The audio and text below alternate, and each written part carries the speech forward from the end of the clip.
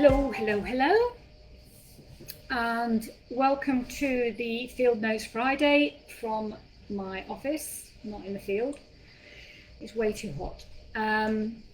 So normally I do this in the mornings, as you know, but if you saw that I had postponed this morning because I have been to pick up the final proof of my book, and I cannot be happier with it. Now it's been tweaked.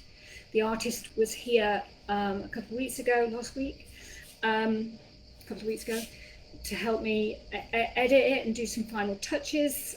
Amazing artist, Joanne Perkins, who is actually a member of our group. So yeah, I'm absolutely, completely and utterly in love with it. If pride is really a sin, I'm a sinner. There you go. Let's face, I mean, you know, it's an accomplishment from a dyslexic person that can't spell or has poor grammar. Thank God for spell check. Anyway, so this week in the group, we have been talking about vision, the sense from the five senses. 5 basic senses, because there's obviously way more. And I want to sort of conclude this week with this Field Notes Friday. So if you're new here, I go live every Friday as much as I can. Sometimes I will miss if things happen here, or it might not be in the morning, as it is not today. To talk about what has come up for me and for my horses and for the environment and for the place that we inhabit here. But this was a little bit different this week, and it's going to be a little bit different for the next couple of weeks, because something came up last week, so it made me think that looking at the senses in a little bit more detail, because there's no way we can cover all the nuances in a week in a group on Facebook, and certainly not within a 10-minute live at the end of the week.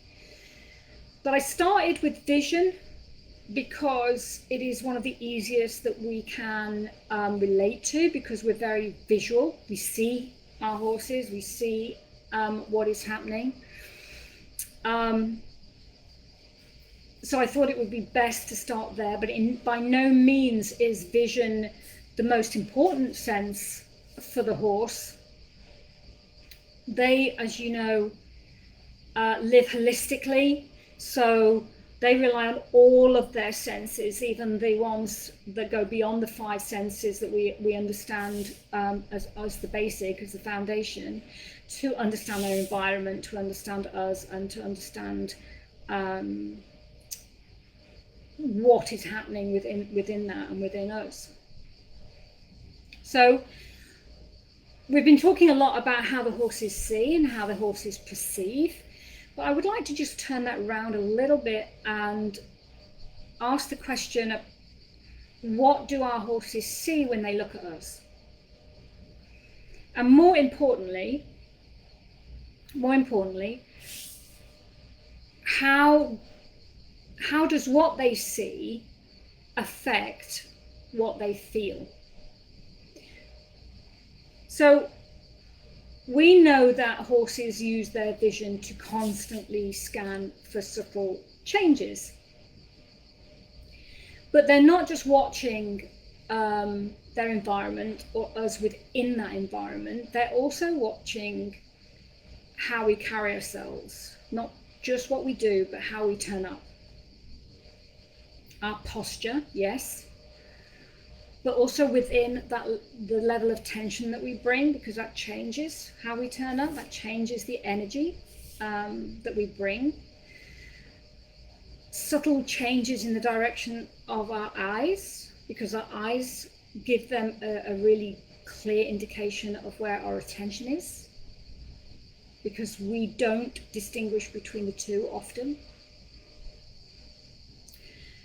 Whether we're still or moving, yes, but how we bring that stillness or how we bring that movement to the conversation.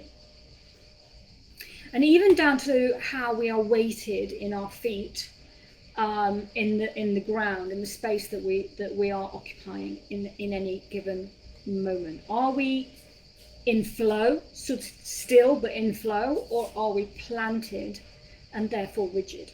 And all of that becomes part of our communication. They don't need us to speak. They already see the vocabulary that we bring to the conversation.